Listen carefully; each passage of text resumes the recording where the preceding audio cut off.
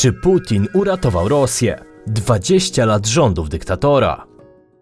В соответствии с Конституцией Российской Федерации Владимир Владимирович Путин вступил в должность президента Российской Федерации.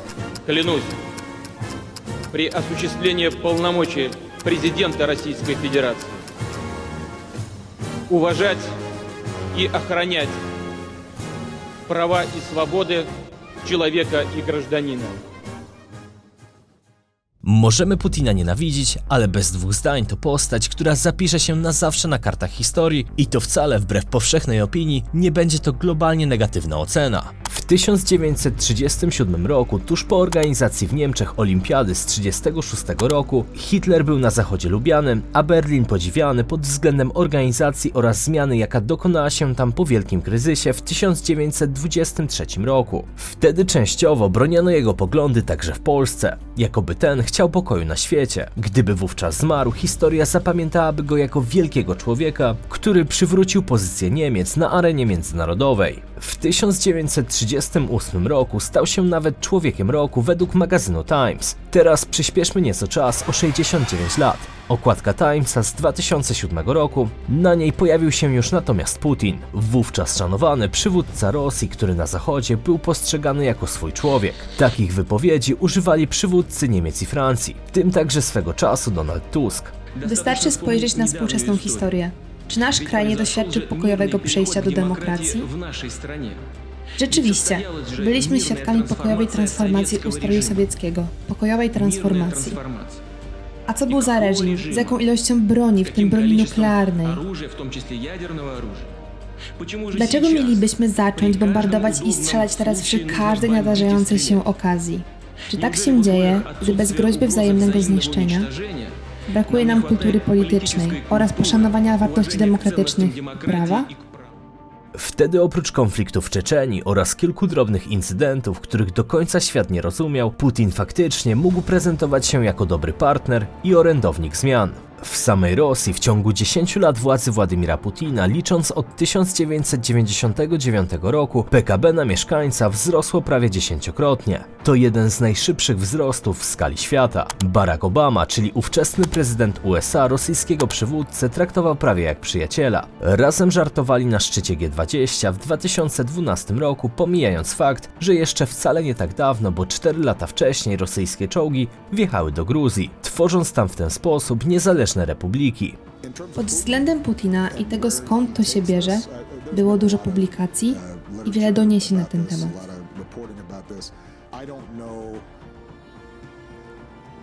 Nie wiem, czy osoba, którą znałem, jest tą samą osobą, która prowadzi teraz tę szarżę.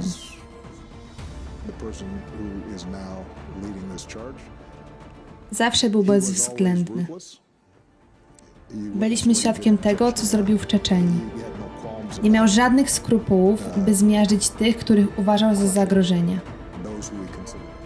Te lata były dla Rosji niemal najlepszym okresem w historii. Rosjanie stali się jedną z najliczniejszych grup zagranicznych turystów. Przy okazji traktowani byli jak żywy portfel z uwagi na swoje niepohamowane wydatki. W Polsce polowanie na rosyjskiego turystę także było w modzie. Wówczas to Rosja, kiedy Putin był premierem, stała się krajem od nas bogatszym. Wszystkim geopolitykom i mi samemu wydawało się, że gospodarka rosyjska po wojnie z Ukrainą niemalże umrze, a Rosjanie zbuntują się przeciwko Kremlowi. Zdaje się, że na to się nie zanosi, a Putin, mimo że na Ukrainie nie odniósł sukcesu, to wcale nie zmarnował tego czasu, aby dokonać zmian, które prędzej czy później odczujemy. Dlatego dziś sprawdzimy, co udało się w Rosji Putinowi osiągnąć i jaki jest do niego stosunek w Rosji i na świecie, oraz czego możemy się spodziewać w najbliższych latach. Tym samym po wstawce zapraszam Was na materiał. Słuchajcie, dostaję od Was sporo maili i zapytań na Instagramie, czemu nie ma planszówki Globalista w naszym sklepie internetowym. Tak jak mówiłem, że w okolicy nowego roku się skończy, tak właśnie się skończyła. Aktualnie tworzymy nową partię, więc gra wróci jak tylko uda nam się ją wyprodukować. Dzięki za wszystkie opinie i zaufanie i za to, że to już 4. raz, kiedy gierka nam się wyczerpała. To cieszy, bo widać, że gracie. Co do projektu naszych ubranek za komentarze, to jeszcze go nie mamy. Sprawa niestety ciut się przedłużyła, ale jak tylko będzie, to od razu Wam powiem. Wciąż na naszym sklepie internetowym globalista.pl dostępne są też inne produkty, czyli na przykład stare mapy, a część z nich ma ponad 100 lat. Są fajnie zapakowane, żebyście czerpali przyjemność z ich odkrywania. Do tego też mamy pieniądze z PRL, ramki z miastami i wiele innych. Niedługo też będzie się naprawdę dużo działo, ponieważ ruszamy z kilkoma nowymi projektami i wielką aktualizacją Mablorda, ale wszystko w swoim czasie. Niemniej myślę, że będziecie zadowoleni. Linki do sklepu i wszystkiego, co z nami związane, macie w opisie i w przypiętym komentarzu pod filmem. A teraz czas na materiał. Kiedy Putin obejmował urząd, Rosja właściwie wychodziła z katastrofalnych reform rynkowych lat 90. i kryzysu finansowego z 1998 roku. Jelcyn w chwili, kiedy przekazywał władzę Władimirowi Putinowi, widział w nim jedyną nadzieję na reformy w kraju. Zgodnie z Konstytucją Federacji Rosyjskiej, Władimir Władimirowicz Putin objął urząd prezydenta Federacji Rosyjskiej. Nowy prezydent nie miał wielkiej wizji gospodarczej, ale zrobił kilka kroków, które napędziły rosyjską gospodarczą lokomotywę.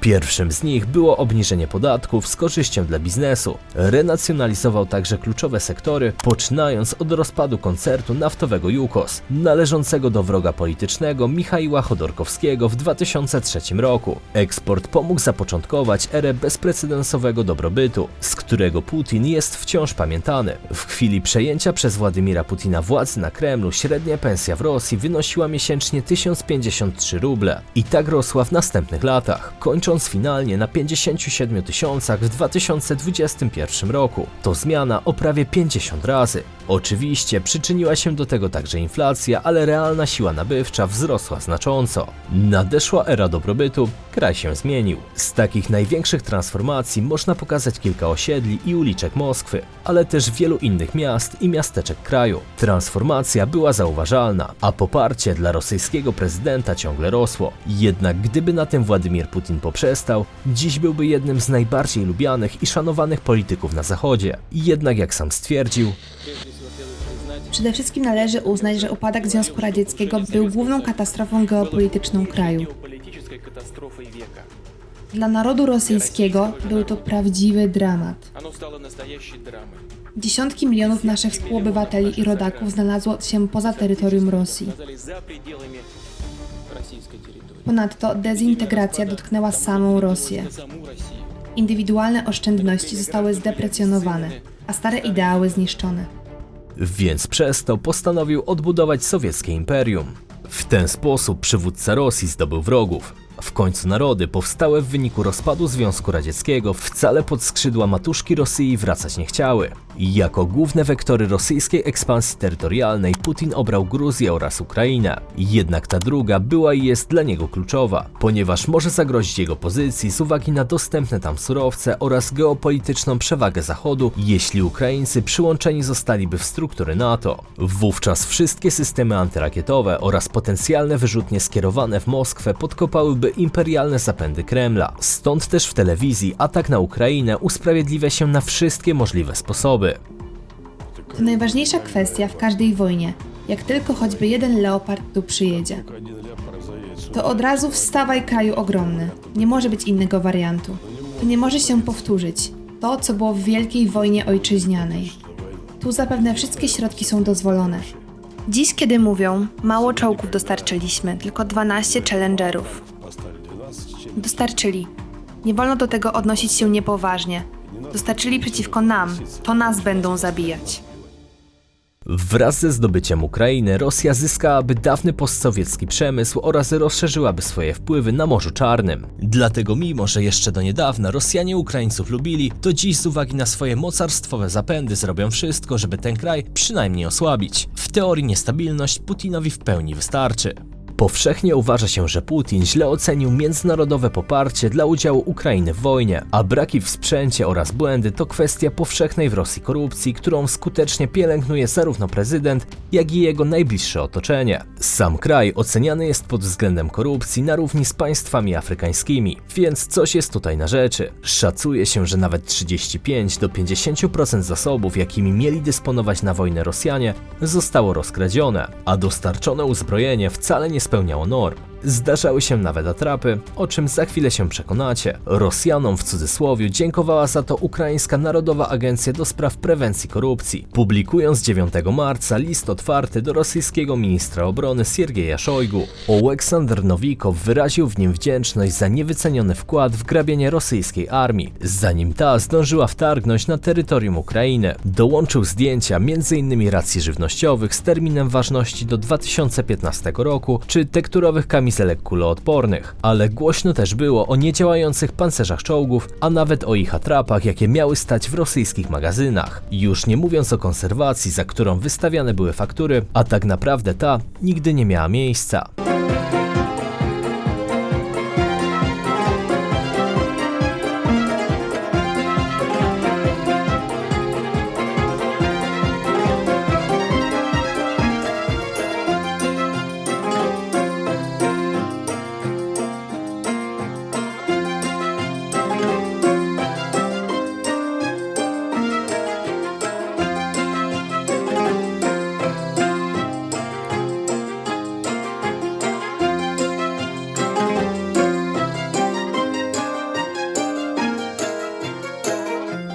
Nawet rosyjska propaganda atakowała tych, którzy na tym procederze się wzbogacili. Jednak jak tym ludziom się dziwić, skoro przykład mają prosto od elit rządzących krajem, a te nieraz nawet ich kryją, ponieważ same mają w tym interes. Wiecie, Putin na specjalnie przygotowanych konferencjach rozmawiał z ludźmi z zaszytych daleko na Syberii wsi, aby dostarczyć tam potrzebne im rzeczy, jak na przykład źródła wody, drogi i tym podobne. Ale co z tego, jak była to tylko gra pozorów? A nawet jeśli już gdzieś pieniądze trafiły, to często rozpływały się w powietrzu.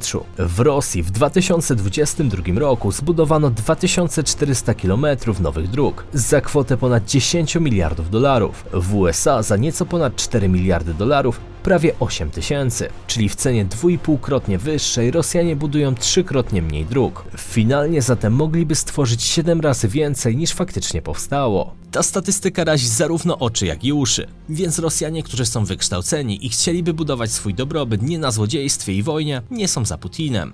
To właśnie oni wyjechali z Rosji do Gruzji, Chin czy też innych państw. Swoją drogą mowa o prawie 1 milionie programistów i innych wykształconych elit Rosji. Strata zatem faktycznie jest, ale czy reżim zasadniczo się nimi przejmuje? Otóż nie. W krótkiej perspektywie to koszt wliczony w wojnę. W sondażach poparcia dla Putina widać bardzo wyraźny gradient wieku. Młodsi ludzie znacznie częściej sprzeciwiają się wojnie, natomiast zdecydowanie częściej popierają go osoby starsze. Po części wynika to z tego, że wojna bardziej dotknęła młodych ludzi. Wpływa na to również fakt, że osoby młodsze mają znacznie szerszy dostęp do informacji.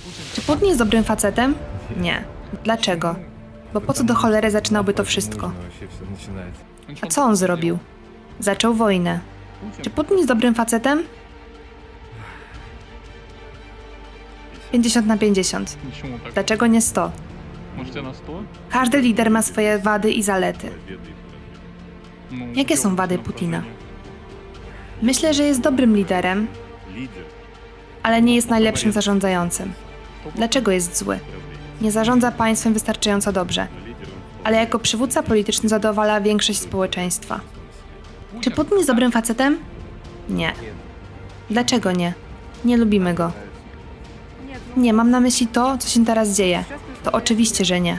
Jeśli spojrzysz na sytuację, która dzieje się teraz na świecie, jesteśmy przeciwko temu. Dodatkowo starsi mają za co lubić Putina. Podniósł ich emerytury i paradoksalnie spowodował, że przeciętni biedniejsi Rosjanie zarówno w miastach, jak i na prowincji mają teraz względnie dobrze, a chwilowe wzrosty cen już się unormowały. Ja wspieram Putina. Popieram Putina pod każdym względem. Ostatnie raporty co do kondycji gospodarki Rosji są zaskakujące nawet dla Banku Światowego i IMF. Ale jak się temu dziwić? Wymiana handlowa prowadzona po stronie Kremla, chociaż miejscami w Europie drastycznie spadła przez sankcje, to są kraje, gdzie się wzmocniła. Z Belgią o 81%, z Hiszpanią o 57%. I z Holandią o 32%. Zakupy rosyjskiej ropy sprawiły m.in., że wartość wymiany handlowej Rosji z Indiami jest obecnie ponad 3-krotnie większa od średniej z ostatnich 5 lat. Wartość eksportu z Rosji wzrosła o 430%. Handel z Rosją, zarówno eksport jak i import, zwiększyły też m.in. Turcja o 198%. i Chiny o 64%. Podobnie jest z krajami afrykańskimi, które miały być przez Rosję zagłodzone. Jednak mimo tego obecnie notowane są historycznie wysokie wartości importu przez Afrykę towarów powiązanych z Kremlem. Chiny natomiast przeprowadzą wspólne ćwiczenia wojskowe z Republiką Południowej Afryki i Rosją jeszcze w tym miesiącu, aby pokazać, że mogą wywierać wpływ poza swoim najbliższym regionem, podczas gdy Moskwa zamierza pokazać, że nie została odizolowana przez zachodnie sankcje za inwazję na Ukrainę. Ćwiczenia mają się odbyć pomiędzy 17 a 26 lutego. Rosja w Afryce prowadzi też szeroko zakrojoną akcję dezinformacyjną, mającą na celu zdyskredytować Zachód, który przecież kontynent kolonizował i wykorzystywał. Te działania zdają się być skuteczne, a głosowania potępiające Rosję na łamach ONZ jasno pokazują, że Putin zyskuje coraz szersze grono sympatyków na świecie. Ta wojna ma ogromny wpływ na przyszłość demokracji, a finalnie Rosja, mimo że przegrywa, to toczy mniejsze bitwy na innych frontach, które w perspektywie lat mogą dla nas wszystkich okazać się dość problematyczne. W podobnym tonie wypowiada się ekspert OSW Andrzej Wilk, który podkreśla, że porażki rosyjskiego wojska oraz pewne braki sprzętowe zostaną nadgonione w czasie. Rosję możemy wykończyć po prostu gospodarczo prędzej niż militarnie. Nie mówię, że Rosji nie da się pokonać militarnie, to widać na Ukrainie, że armia rosyjska jest do pobicia. Natomiast no, ta wojna już dawno przestała być wojną armii zawodowych, jakichś kadrowych. Na nowo zaczyna się to wojna na poważnie i taki styl działań narzucili Ukraińcy, Rosjanie musieli podjąć rękawice. Krótko mówiąc, Rosja niestety nie powiedziała jeszcze ostatniego słowa, a ta wojna być może z czasem Rosjanom się opłaci. Tutaj co ekspert to opinia, więc może warto też ten scenariusz uwzględnić. Być może gdyby ktoś inny zamiast aktualnego rosyjskiego przywódcy rządziłby Rosją, to być może byłoby lepiej z uwagi na wielkość tego państwa, dostępne surowce oraz możliwości. Ale kto wie, być może byłoby nawet gorzej niż przed jego erą. Na to pytanie nigdy nie poznamy odpowiedzi. Niemniej jest to człowiek, który litości dla swoich wrogów nie ma i każdym kosztem spróbuje osiągnąć cel, jaki sobie postawił. Sam Putin jest postacią, która Rosję odmieniła na zawsze i pewne wektory jego polityki się nie zmienią. Spuścizna po nim zostanie na lata, a to, jak skutecznie podkopał ideę demokracji w głowach Rosjan, będzie problemem dla świata jeszcze przez wiele następnych pokoleń. To tyle na dziś. Dzięki i do zobaczenia w następnym odcinku. Trzymajcie się. Cześć.